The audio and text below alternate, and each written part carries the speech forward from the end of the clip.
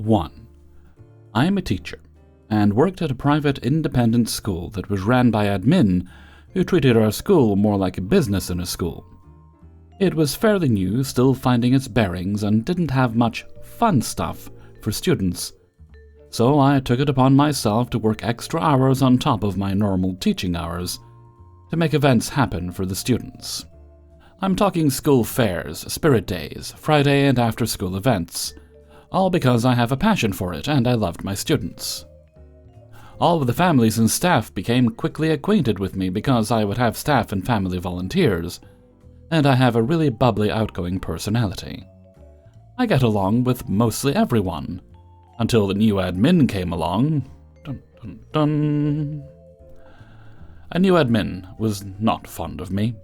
We got into a few tiffs as they tried to understand the inner workings of what I did for the school and students the past few years, and even had the audacity to say to me, "Yeah, I don't even know what you do here." Like it was difficult to ask a fellow admin or staff, or even me for that matter. I was very patient and empathetic at first, but then the jabs became more and more lethal each time, and I could feel like I was going to get something pinned on me. So I began regularly meeting with HR. I would detail our interactions when they became inappropriate, and even HR was helping me find ways to word things to be more professional, or would straight up intervene and let them know they were making a mistake. Lo and behold, our school decides that they wanted to have layoffs in the middle of the school year, like we're a big pharma company or something. And little old me gets a brief, "We need to meet with you today at such and such a time" email. I, along with a few others, got laid off for budgeting reasons. Our school was trying to expand faster than we could keep up with, so I wonder if they thought firing staff would somehow make up all of that money they needed. Heading into the meeting, I passed by HR asking if they could be present. As I got the news, I looked at HR and asked if there was anything that could be done. Alas, we were an at-will company, so nothing could be done. At the end of getting laid off, I let both of the admin know that letting me go was a huge mistake, and that they were going to feel the repercussions of their actions. They looked at me and said, "Is that a threat?" To which I let them know it wasn't, but that it was the truth because of how much I do for the school. So many staff reached out to me, and them, along with families, are still confused as to why I, of all people, got fired. Well, after I got laid off and started living my best life, in perfect timing I got horribly sick. I got word from staff that their job site reviews had been plummeting.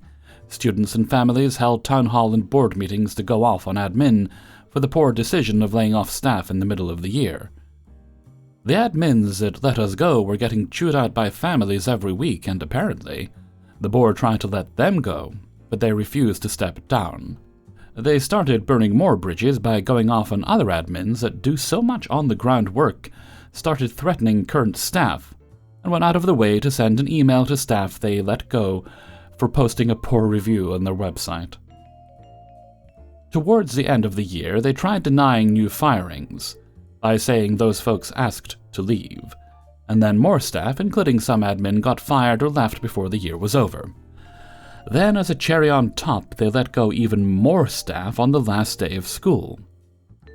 A lot of staff said they were coming back when asked mid-year, but now a lot of them are not so sure they're coming back when summer is up. I think the staff diminished a good 20 to 30%. It was a small school to begin with.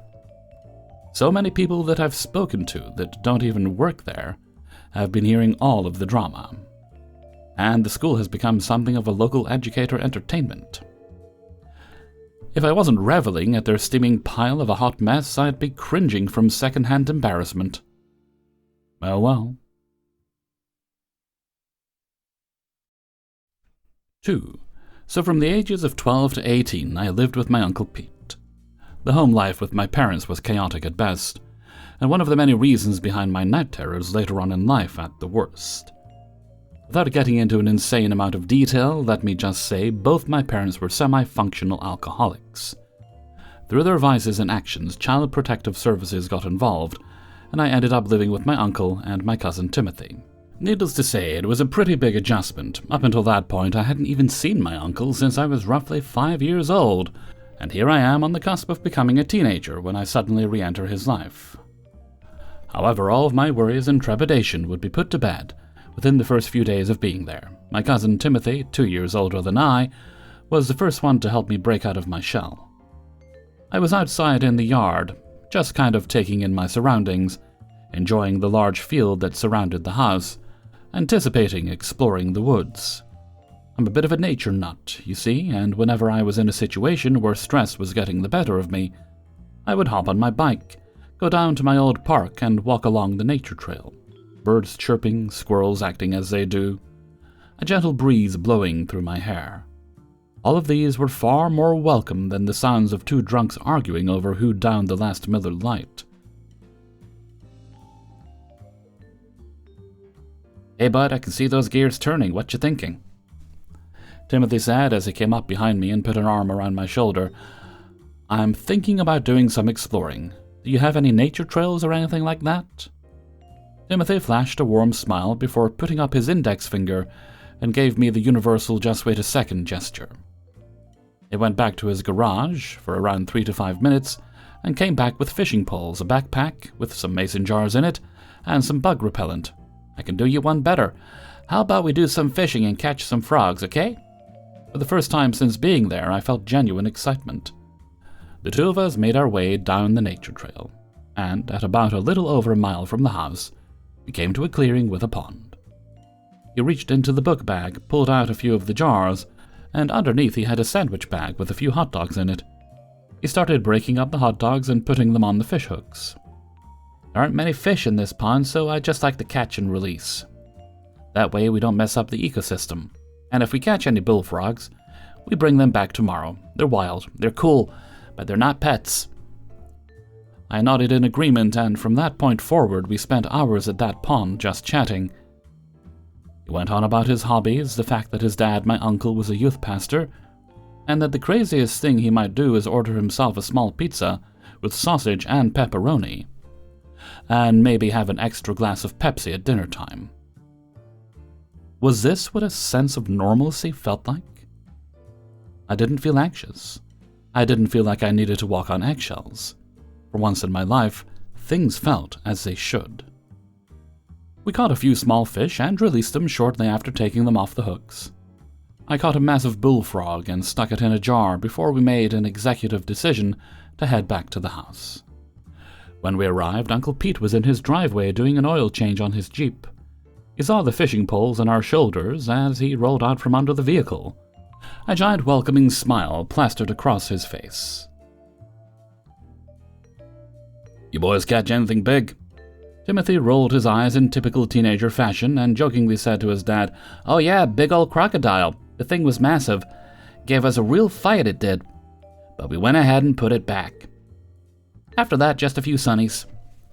My Uncle Pete laughed and told Timothy his mother would have loved his sense of humor. My aunt passed right around the time I would have been 9, breast cancer. So my Uncle Pete was always on the clock, so to speak. I honestly can't say I've seen a better dad or a more compassionate man. I'm glad he's still in my life.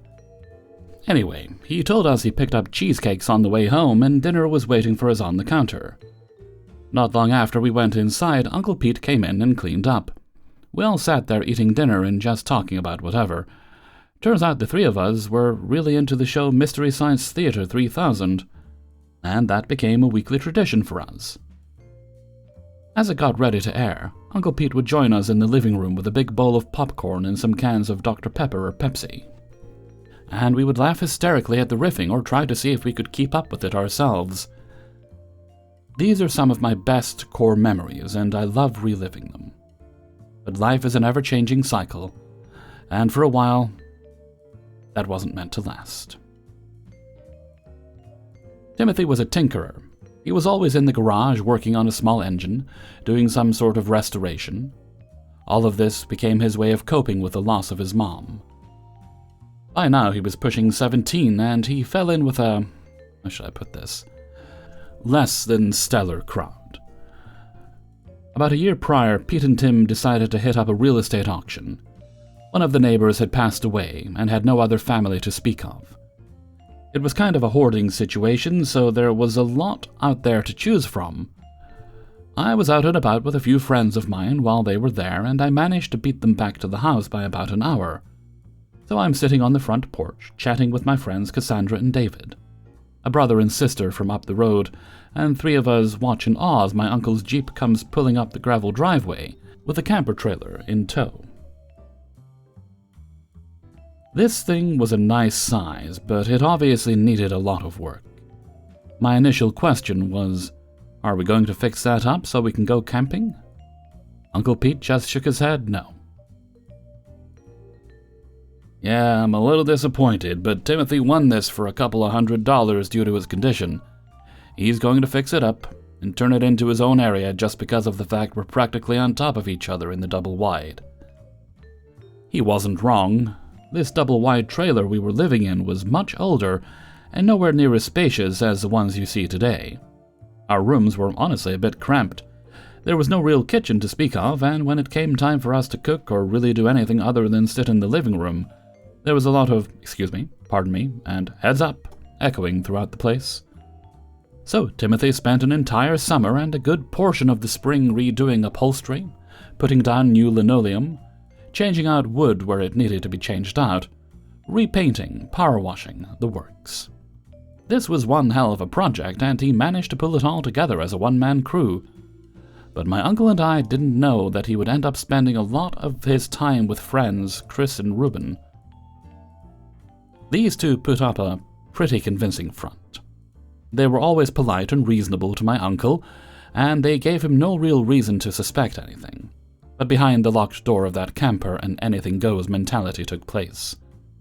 Now, there were times when it was something as innocuous as the three of them passing off controllers while playing Street Fighter on my cousin's Super Nintendo. But then there was a small incident that I had no choice but to report back to my uncle about. The three of them left the door unlocked, and I just entered without knocking. I wasn't thinking, truthfully. If anything, I was just trying to find out what Timothy wanted on his pizza. I'd made a few bucks doing some yard work, and I figured I'd treat that night when it came down to dinner. When I walked into that trailer, the three of them were passed out. Wherever they decided to lay down, there were some empty bottles of Captain Morgan's spiced rum sitting on the little pull-out table at the front of the camper, and the three of them were trashed. All those negative emotions, the memories of my parents, the situation I was trapped in for so many years came flooding back into my memory. I didn't even wait for them to wake up. I called my uncle at the church where he was preparing for that upcoming Sunday school session, and I broke the news to him as gently as possible. He told me to stay put with a sternness in his voice. Not long after the phone call, he came home and asked me to describe exactly what I saw. I told him as truthfully as possible, and for the first time since arriving in their household, I saw him genuinely angry. He stormed out to the camper. When he pulled the door handle, he realized it was locked. They were up and moving, and I guess they realized somebody had come in. My uncle pounded on that door until Timothy finally opened it. He tried to lie to his dad, but I'm guessing my Uncle Pete could smell it on him. He went into the camper, kicked out Ruben first, and I watched as he stumbled through the gate in the backyard and disappeared up the road, stumbling the whole time. Chris was a different story. He let out this ugly tirade, cursing out my uncle, calling him all sorts of names, and drunkenly insinuating things that were absolutely despicable. He turned around and told Timothy that the only reason they were friends was because of the fact that he had a place where they could drink in silence, without fear of their parents bucking them. My uncle knew that his parents were parishioners at the same church, and he told Chris he would let them know everything he was saying and doing if he didn't knock it off. Chris gave my uncle the middle finger, and then left the same way Ruben did. Uncle Pete made Timothy come in the house, and the three of us sat down and had a long conversation about our family history of addiction. He told Timothy to stop making questionable choices, and forbade him from hanging out with those two from that day forward. The message didn't quite stick right away, and there were a few more incidents where Timothy, Chris, and Ruben would be caught hanging out together and doing some relatively stupid things. Timothy was brought home by a police officer one night because Ruben had talked him into vandalizing his ex-girlfriend's car. Not Timothy's, Ruben's. This was a girl Timothy didn't even know, and with hindsight being 20/20 and all, I realized that this was all 1990s bro code. Take your bro's side of the story verbatim and don't find out why the breakup actually happened.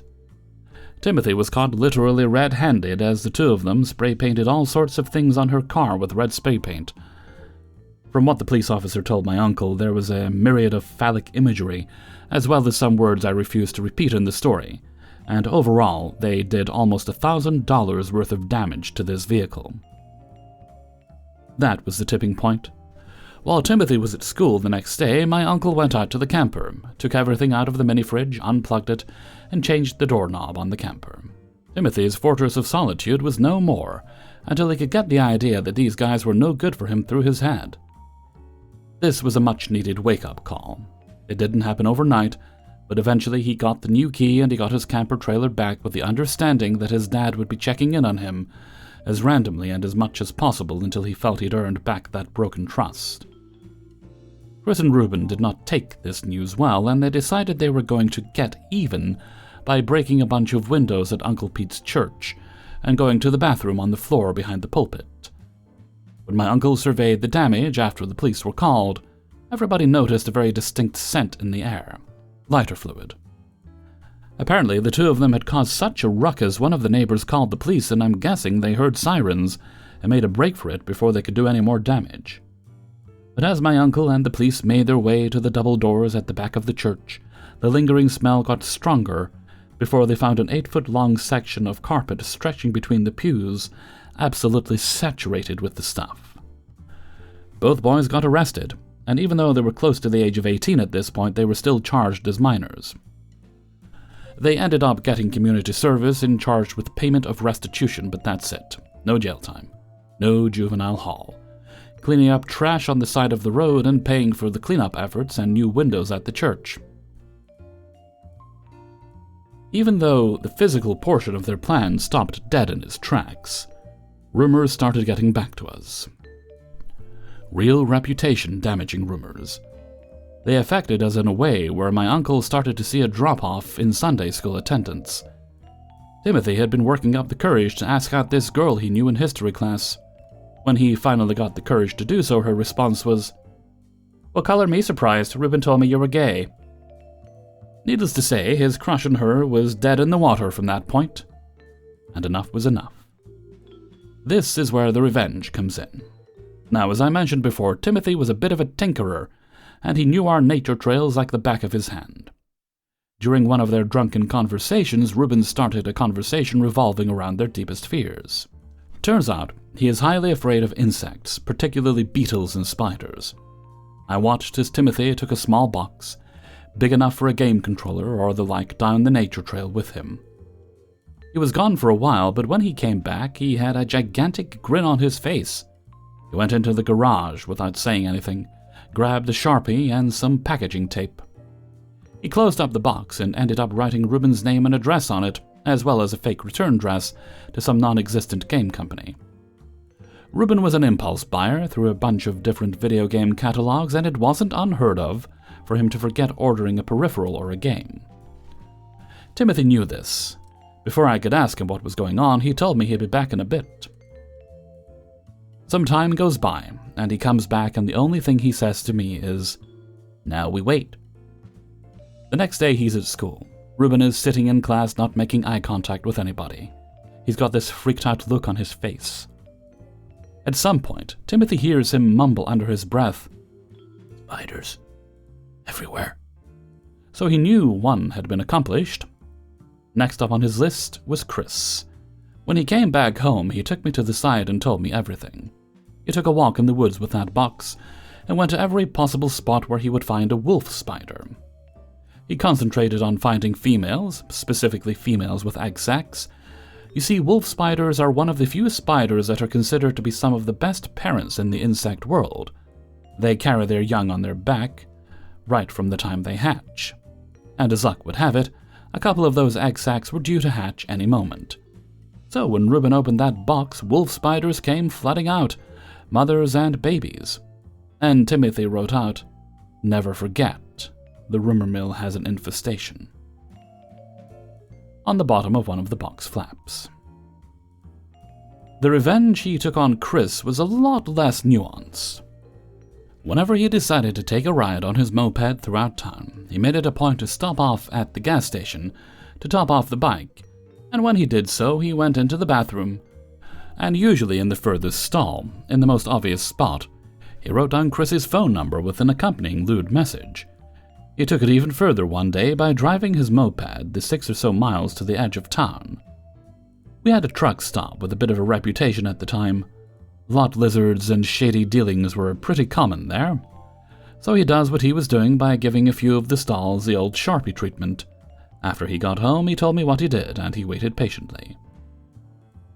With this particular act of vengeance, the timing couldn't be any more perfect. This was shortly before spring break, and though our little town isn't necessarily a tourist destination, the highway was going to be busy. God only knows who traveled those roads during such high volume, but that truck stop was always booming right around the time. Shortly after spring break ended, Timothy got back to school and he noticed Chris looked like he wasn't getting any sleep. The main phone line, I should say the only phone line in their house, was located right next to his bedroom door. Timothy overheard Chris talking to Ruben about all these weird phone calls he'd been getting.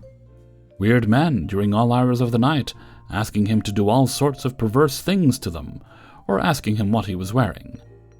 It got so bad by the 4th night that he unplugged the phone. Not once did he stop to think about how those people got his phone number. I'm guessing he was shocked by the sheer volume of weirdos wanting to do the old Russian unicorn with him. With this news, Timothy's lust for vengeance was slaked. We just went on with life from that day forward. Chris and Ruben eventually put 2 and 2 together. Surprisingly, they left it alone. I'm guessing the not-so-subtle message scrawled in that box and the traumatic phone time were enough to get the message across to them. Finally, the rumors died down and a few of them were set straight. We found out that Ruben was the main source of them, and Chris helped to perpetuate a good portion of those lies. When word got out that nothing they said could be trusted, their friends group got a lot smaller. And when I say a lot, I mean just the 2 of them. Eventually, I would move back in with my parents long enough to get prepped for college. They'd finally gotten their act together, and to this day, they are doing their best to make up for everything they did. It took me a while to forgive them. It took me a while to understand that addiction turns people into versions of themselves they don't necessarily want to be. Timothy would go on to follow his dad's footsteps and be a youth pastor on Sundays, as well as get his certification for small engine repair. He currently teaches a class for a vocational program in the area. I'm proud of him. He turned out to be a good guy despite some of his rough choices and mistakes throughout his youth. Uncle Pete never really changed. Some salt and pepper in his beard, bald spot on top of his head, typical aging. But as far as the man himself is concerned, he's still a hero to me, and the absolute salt of the earth. We need more Uncle Pete's in life, that much is certain.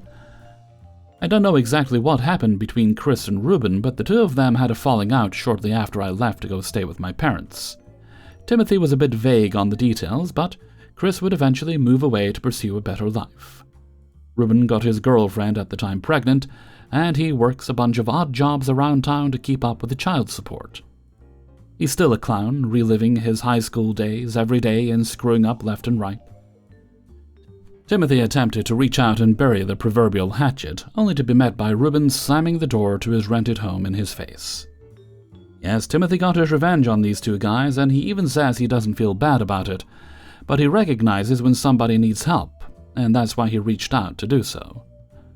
I think somewhere in the back of his mind he feels Ruben is still capable of better, but until Ruben realizes that for himself, he's going to be trapped in an endless loop of bad decisions. Timothy and Pete never believed anybody was a lost cause, but he fears Ruben is going to become another casualty somewhere down the road, and I know he's going to try everything to not let that happen. I just hope it doesn't backfire. 3. I am a military veteran who was injured in Iraq.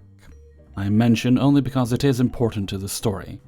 I worked for this company. I say company, but in reality it was a guy who owned a few businesses, and he was the richest person in a very small town. It's important to say how I made it to this situation. I will try to make it quick so I can get to the steak and taters, as it were. I joined the military before I even completed high school.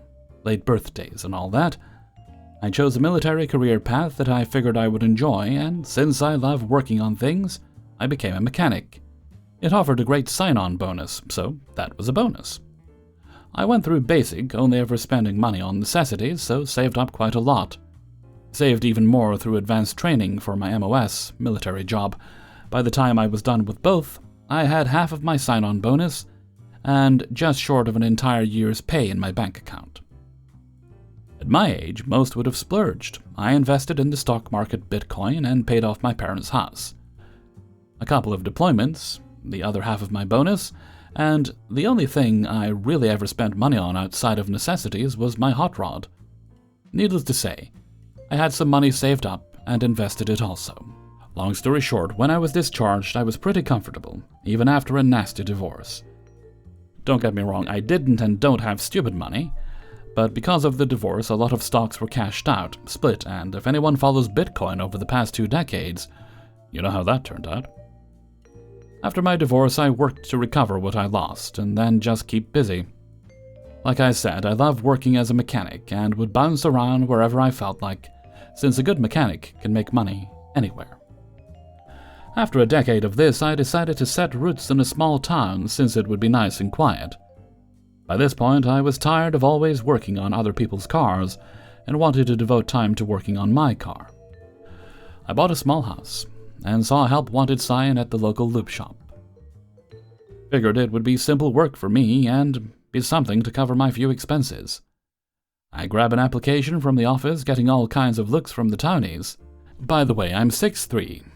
Since I discharged from the military, I stopped cutting my hair and shaving, and I have one full sleeve. Needless to say, most people cross the street instead of walk past. When I went to turn in my application to sue the bookkeeper, she asked me a couple of questions, noticed I was a veteran, and puts a Y in my application. Later that day, Sue calls me and asks if I could come back in to meet the owner, Peter. I agree, and Sue says Peter will be there in an hour or so. I come in.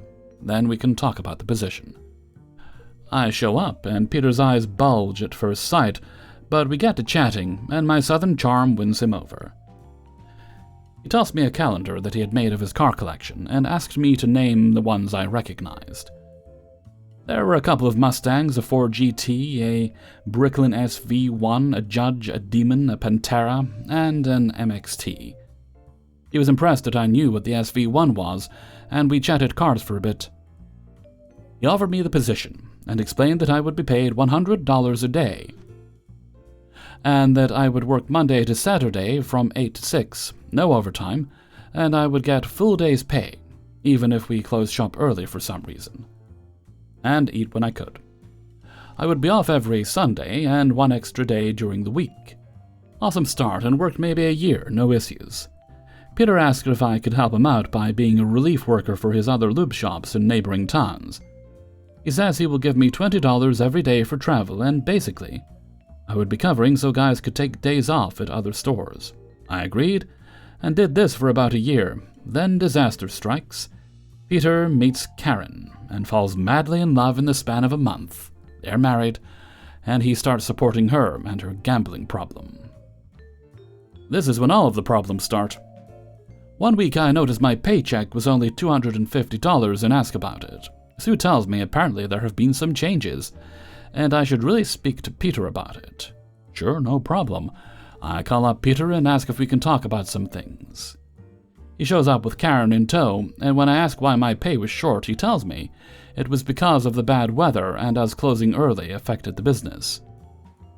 I would have let it go at that because Peter was a nice guy, but Karen decided to speak. "It isn't very fair to us to have to pay you for a full day if you don't work a full 10 hours. I said that would be true if it wasn't on a negotiated day rate, and if I get paid for each day I work, not hourly. Then why I don't get paid 19 hours overtime each week. She claims that's not how it works anymore, and from now on I would be paid for the hours I worked, and nothing else. Okay, whatever you say, Karen. Fast forward to the next week. We had a week's worth of very busy days, where we were open a couple of hours later than normal to finish up with waiting customers. And I gave up one of my days off to cover for a sick coworker. So, when what should have easily been over an $800 paycheck was only $600, I had some questions. I called Peter and asked him what was going on, why I only got paid $600, and he said, well, that's what we agreed on, $100 a day. I look at him blankly and ask if he forgot about last week, and he asked what about it. I reminded him, and he just says it is what it is. Okay, so at this point I am aggravated, and that is when Karen walks up and asks what is he bitching about now. I look at her coldly and say, well, I worked 80 hours last week, and y'all only paid me $600. She looks at me and says, you're contracted labor, and you agreed to $100 a day, so why would we pay you more than that? I look at Peter and ask, is that how it is? And he just said, you heard the lady. I went home and convinced myself that I was only working to cover my few living expenses anyway. The job isn't that hard. The only other things in this small town would have been assembling sheds or slinging chickens at a chicken plant. The next week, one of the guys I work with is getting yelled at in front of customers by Karen about what she claims is an OSHA violation. She claims that as part owner of the company, it is her responsibility to ensure that all OSHA regulations are met, and his apparent violation was him wearing tinted safety glasses. Now this is BS because the bays faced east-west, and with how the cars pulled in, top workers got the sun during the day, and the pit worker got it in the evening. I shake my head as I'm walking in, and like a T-Rex in a dinosaur movie, it attracted Karen's attention as she decides to shout at me, "You got something to say, you big bitch?" And I just kept walking. I told Sue she needed to have a long talk with Peter before Karen's mouth wrote checks he would have to cash, and she says I just keep the books, don't involve me. So, this behavior goes on another year, and I finally am at my limit. On the day I started my malicious compliance, I was in a very bad mood. I had woken up to news that a good friend of mine that was responsible for me surviving being blown up in Iraq was taken out by a drunk driver. Not wanting to deal with anyone, I tell the shop I will be working pit all day, and to just let me be. These guys have been working with me a few years now and know something is up. I never once thought that this would be a day that I would need to deal with Karen, since I was working in the furthest shop from the main shop, and it was in the opposite direction of the casinos. But I wasn't so lucky, or maybe I was. Peter and Karen show up, and she storms into the pit and screams, "Peter, come and look at this mess!" I have no idea what she's talking about because I always kept the pit spotless and would clean as I worked, where a lot of others would clean at the end of the day.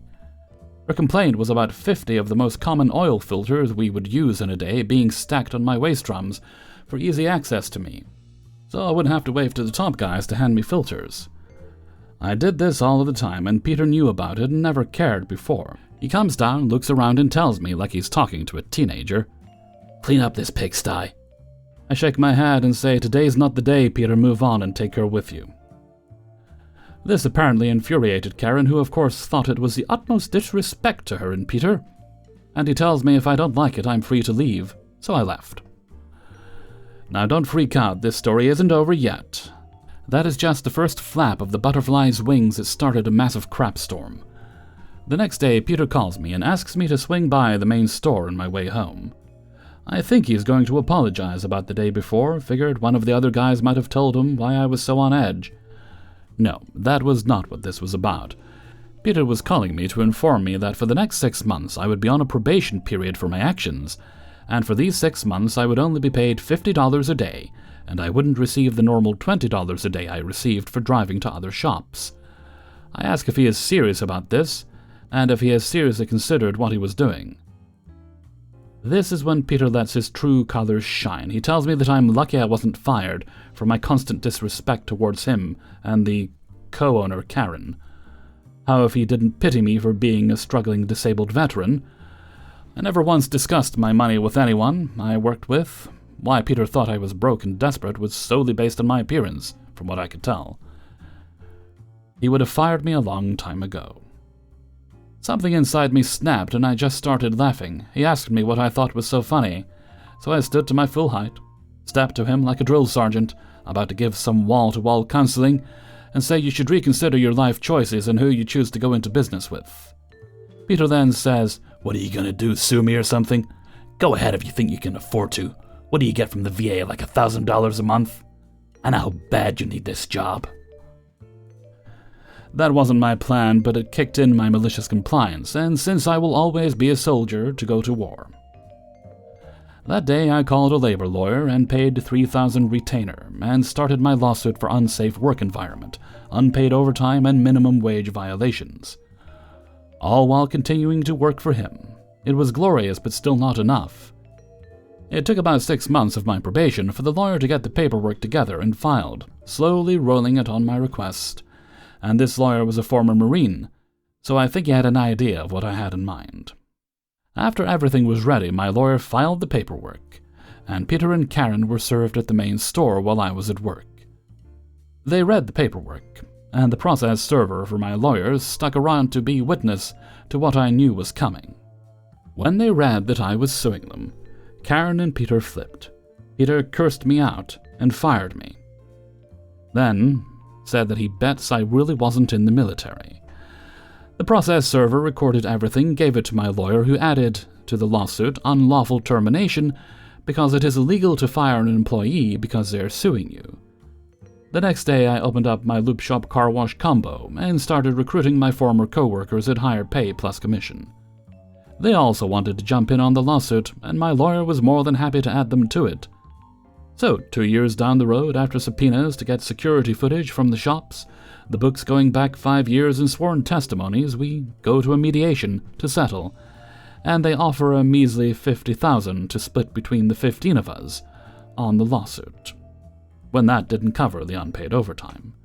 We declined, then our Apache came in to save the day. Sent by the IRS, delivered to my lawyer because of request for the company's tax documents.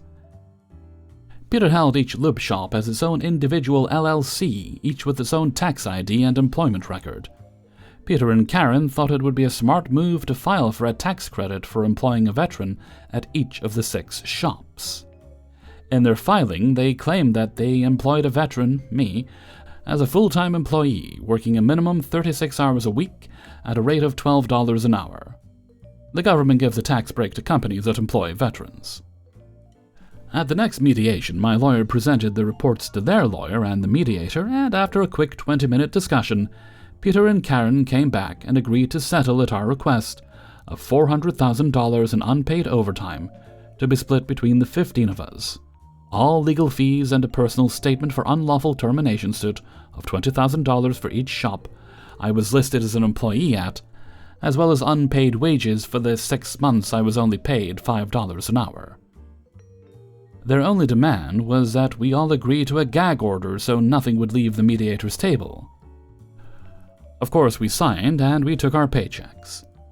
But somehow their tax paperwork made its way to just the right person at the IRS, and they decided to audit Peter and Karen, and an investigation was opened on them for tax fraud. I sold the shop. I opened to the guys that came over and jumped in on the lawsuit. They each paid me $8,000, and I washed my hands of it. I put my house up for sale and moved away. I did go back about 8 months later because the guy who was supposed to take care of the lawn had apparently been arrested, and the yard went a few months without being cut before the city informed me they were going to fine me $100 a day until it was brought to code, so I went down to mow it myself. While there, I decided to check in with my realtor to see if there was anything we could do about yard maintenance, and who do I see but little old Sue sitting pretty at the front desk. She couldn't speak fast enough to tell me all what had happened, and it was perfect. What I thought was an Apache turned out to be an atom bomb. Peter filed bankruptcy to try not to go broke after making a plea deal for probation for tax fraud and paying a ton in unpaid taxes. Karen took off with some dude she met at a casino. I asked Sue questions if she knew who reported the fraudulent tax paperwork to the IRS and what happened with Peter's car collection. She told me I have no idea and to check the parking behind the realtor's office before leaving. On my way out, I took a peek behind the realtor's office and see a safety green SV1 sitting there. Apparently, Peter started selling off his cars early and cheap, hoping he would be able to buy them back after filing bankruptcy. To this day, I have no idea who, if anyone, actually turned in the paperwork to the IRS. My personal theory is whoever was tasked with compiling it all with their claims noticed something strange and reported it. However it happened, it couldn't have happened to anyone more deserving. 4. This all happened over 30 years ago, so any law that was broken is subject to the statute of limitations, and thus times out, which is why I feel comfortable revealing it now. No criminal laws were broken by myself or anyone I involved. I'd rented an apartment near London Airport, and downstairs was a cab office which I was assured, due to trouble in the past, would have no more than one member of staff in it at night to operate the radio. The bedroom was to the rear of the apartment, so I figured it would be no problem. At the time, I had to go overseas for extended periods of time due to my work. My then-girlfriend would be living there full-time, attending the local college in the day, and only using the apartment to sleep in. I returned from deployment to find her being driven out of her mind by the bunch of thugs from downstairs who saw the cab office as their social club between fares. I had to say, it was really loud. So of course I had a word. The uniform garnered a bit of respect and an apology from one of the two men who had also served. But there was this one guy, let's call him Toadman, a worthy name, as that is what he resembled. He then took it upon himself to terrorize my girlfriend, often pushing his penis through our letterbox and urinating into our home, also playing his music on full outside the front door, waiting for her to come out and sexually grabbing her and groping her. Ordinarily, I would have balaclavas on with a couple of the lads from my section and had a lovely tea party with him. But at the time, I was on a warning for having had too many lovely tea parties, and she really didn't want me to go to prison. One of the lads from my section was a local boy and also home. One of his brothers worked for a skip company, and the other worked at the sewage treatment plant, the largest in Europe. It wasn't so hard to follow Toadman to Toad Hall and see him enjoy parking his Toadmobile in his driveway and go in through his door. These particular houses had access to the back, but that was also to the far right of his driveway. The next day we delivered 2 skips onto his driveway, one completely blocking his front door, the other completely blocking the gate. The other brother arrived with my fellow Marine, driving a liquid waste lorry, attaching a huge hose and starting a compressor. We filled each skip to the brim with raw sewage, then made a rather clean getaway. That evening, I waited for Toadman to exit the cab office, and I continued to pick at my nails with my dagger, leaning against the wall opposite his car door. He'd have to ask me to move. He could barely get his words out. I think he had visions of me quickly dispatching him and tossing him in the boot of his own car. I won't say that never crossed my mind. I said, "Oh, sorry, am I in your way?" I moved slightly to allow him access, then stepped into the door to prevent him from shutting it. I squatted down so I could look him dead in the eye and said, punctuating each word with a light tap on my dagger on his neck, "I do hope you don't have a terrible evening, except with more cursing." My pal had gone back to watch it unfold with his brothers. They said they never saw something so funny. They had to put a small tarp over each skip to hide its contents, but the stench was still awful. Toadman apparently had to get athletic and balanced on the front of the skip, then moving to the edge to reach his front door. He slipped and fell. They said the look on his face was priceless as he sank in, and the tarp allowed him to get a thorough coating of raw sewage. He flailed around in there for ages, trying to get his footing and falling face down several times. He finally got to his front door and discovered it opened outwards, so no go. Then he tried the same balancing act trick on the other skip, same results. Gotta give him points for effort, but there is a part of me that thinks he really didn't want to get in his house. Anyway, he couldn't lift his huge toad belly over the edge, or get enough traction on the slippier contents to get out, and was forced to dangle his head, arms and shoulders over the edge. He was coated. Never saw him again. Paid out the lease, found another place in good riddance. I still wish I could have seen it. Gus and I soon gained a reputation for a pair you should not prank, unless you like being pranked back. 5. First, some info. This happened over 12 years ago at my family's house when I was around 21, 22, and I was passionate about my old SUV that I had painted a metallic red with neon lights underneath and had on 22-inch low-pro chrome rims. Oh, and a decent stereo that you can hear about a quarter mile away. Our neighbors themselves paid absolutely no attention to anything going on outside their doors, though we're all friendly and any one of us would drop what we were doing to help one in need. In 20 years, you can count the conversations we've exchanged without taking off your shoes, and we all have our own little hobbies. One has chickens, goats, another keeps bees, one across the road repairs lawnmowers, ATVs, and such, and I never do anything that would normally invite onlookers. One Saturday afternoon, I was changing the oil and spark plugs in my SUV with a beer and Cheetos in our driveway, and had a little tiny speaker hooked up to my phone, playing some old-school rap. On that day, the neighbor lady left of us was having some landscaping and yard work done. I was rolling around under my truck, on my back, elbow deep in a greasy mess, and a little irritated because I had dropped that famous 10mm socket, and I see some steel-toed leather boots walking the 30 feet up to my driveway and up to my Suburban. I roll out from under my murder machine and gave the guy a very confused look. He just straight up told me to turn down my music because he didn't like vulgar and violent lyrics.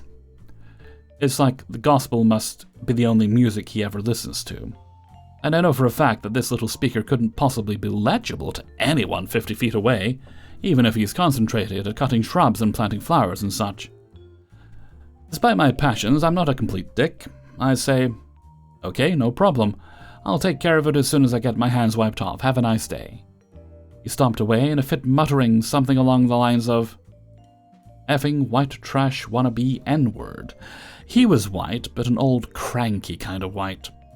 That really sickened me. Then I had an idea.